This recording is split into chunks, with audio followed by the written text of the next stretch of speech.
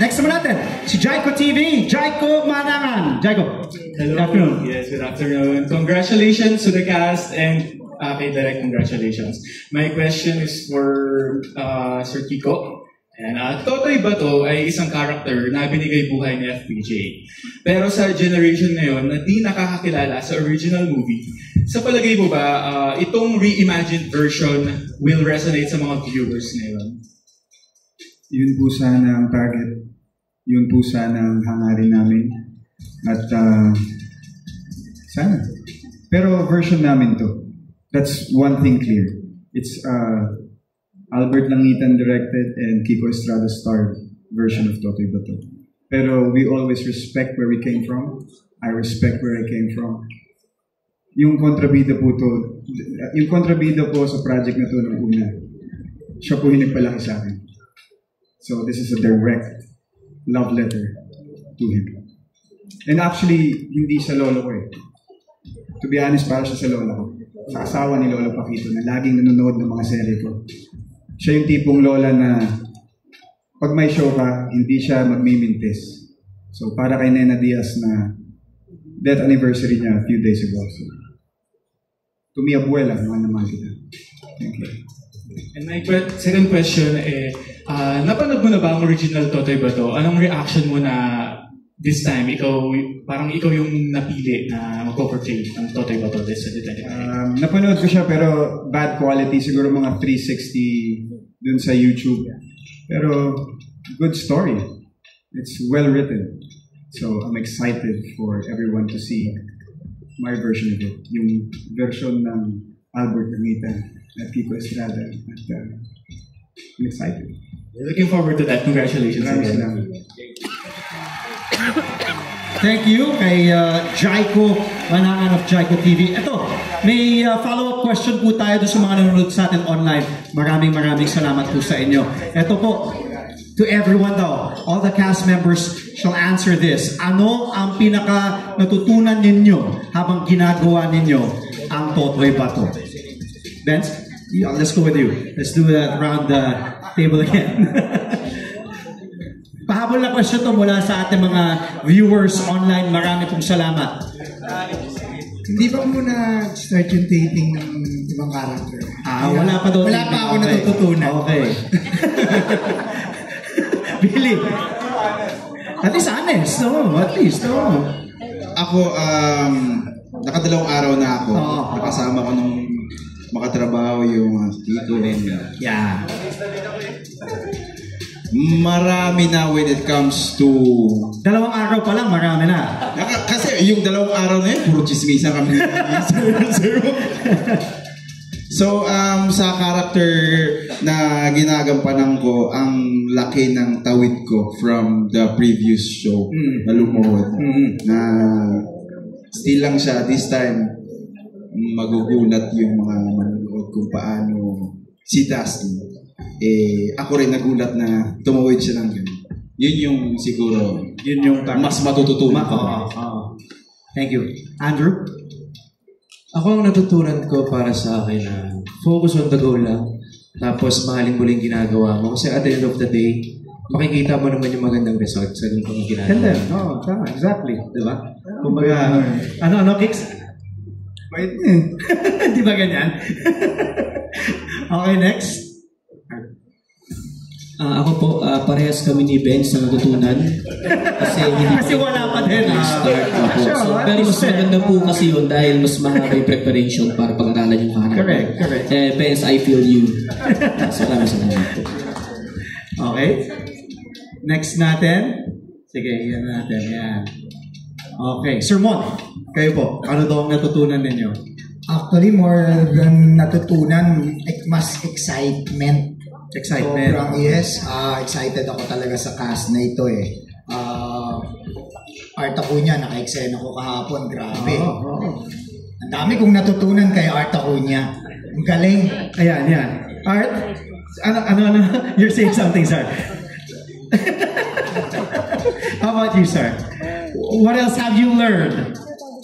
Well, first I'm very blessed to be working with such talented, Yes, creative yeah, people. yeah. And I'm talking, from direction to writing. Everybody is collaborating. They've got this childlike glee. Yes. Like we're in a playground for the first time. Let's create something. And it's not just one day it's like that, the next it's terrible. No, it's always like that. And you know what? It resonates, ha? It shows. Kita. Nahulog cellphone ko. Sige.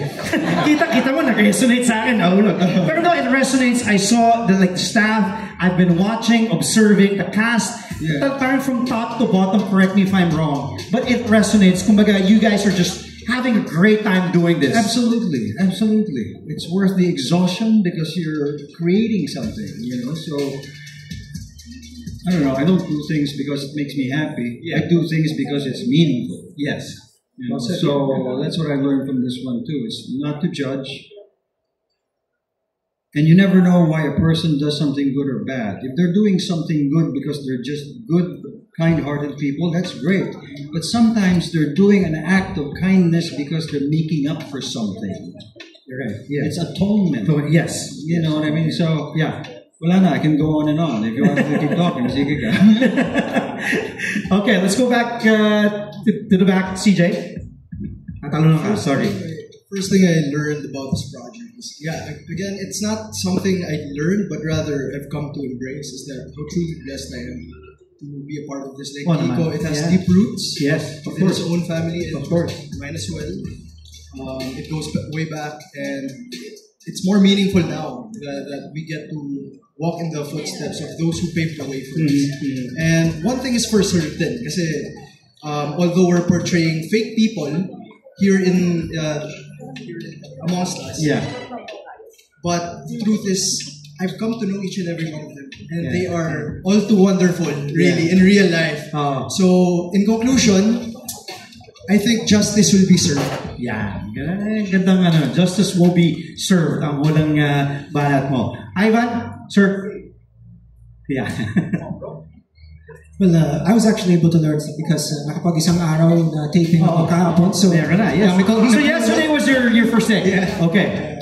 Well, for the last 2 years, not a lot of people know this, but I took off from acting and I competed for the Philippine national team in jiu-jitsu. Yeah. And I competed internationally. The thing with jiu-jitsu is it's a solo sport. It's just you there. Correct. Everything is on your shoulders. Yes. But after being part of this group, working with these veteran actors, parang na-realize ko yung power of teamwork. And it just makes you want to do your part so much better. And it's just so fun to be part of something so much bigger than yourself. So, very happy. I like that. I like, you're right. Because jiu-jitsu, it's just you and your opponent. Here, you're working with a team, and a stellar team, by the way, that you have, and working well with your teammates. And as they say, kumbaga, yung weakest link is only as good as the strongest link, diba? So, and everyone's working all together to be the strongest link dito sa Totoy Bato. Miss Yula, I will go to you. Hello.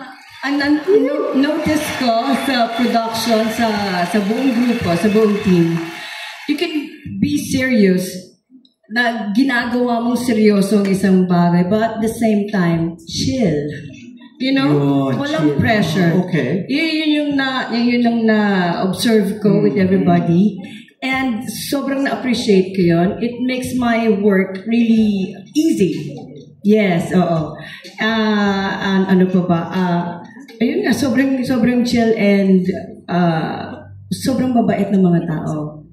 And yun lang masasabi ko talaga, super chill. Ito yata yung project na pinaka-chill. Walang sumisigaw. Pero seryoso. Focused lahat. Yes. Pero importante na chill and everybody's enjoying their work.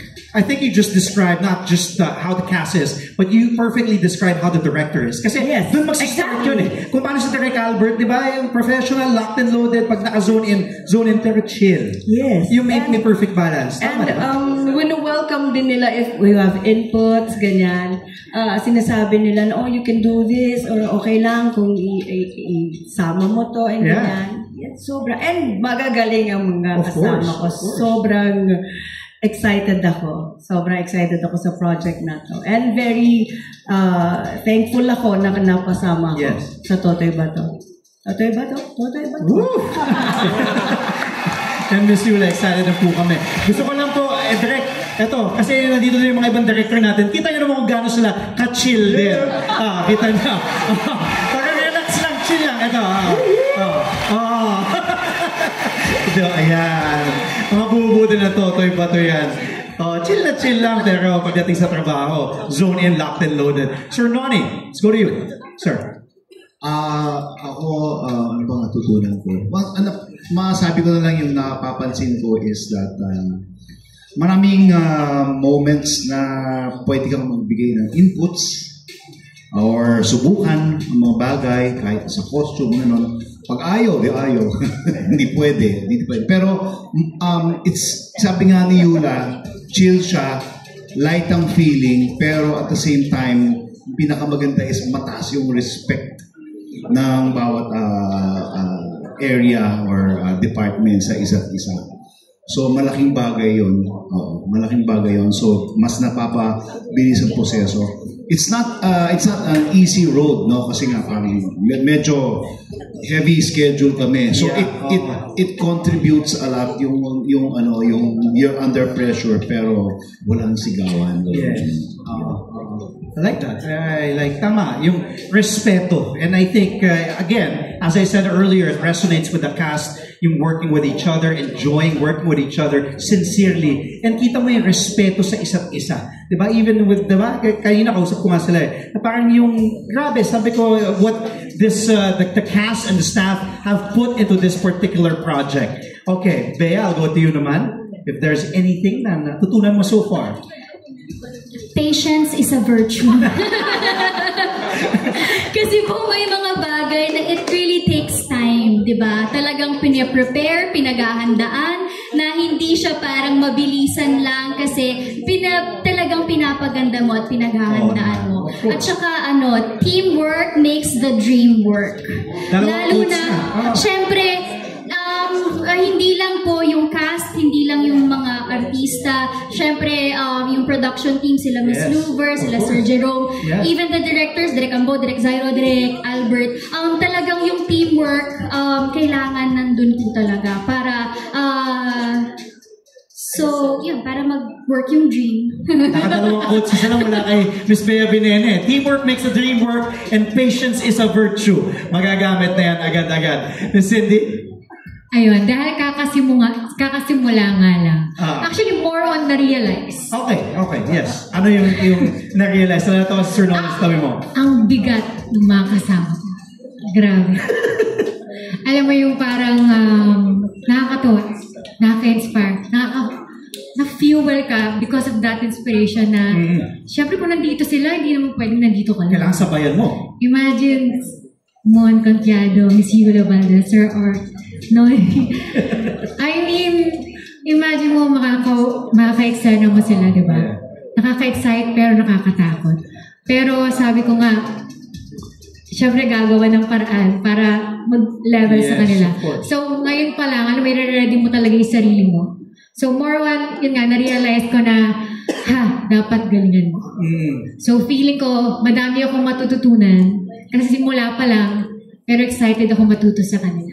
Yeah. Yun talaga yun. Si Art nagbibigay din ng acting. Yes! Si Art.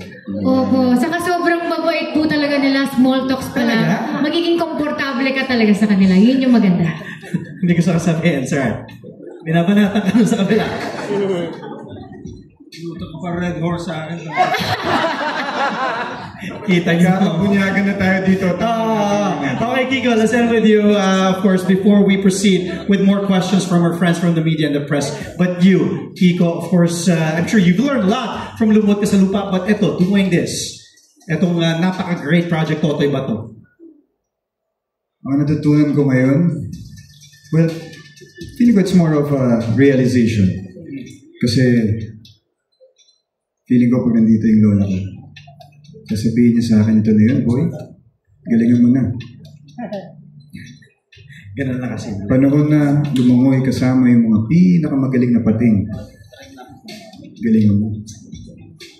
So ito na yun. At yun na yun. Yun na yung... I mean, yeah. Yula Valdez. My God. Pag nabuhay ka lang ng panahon ko.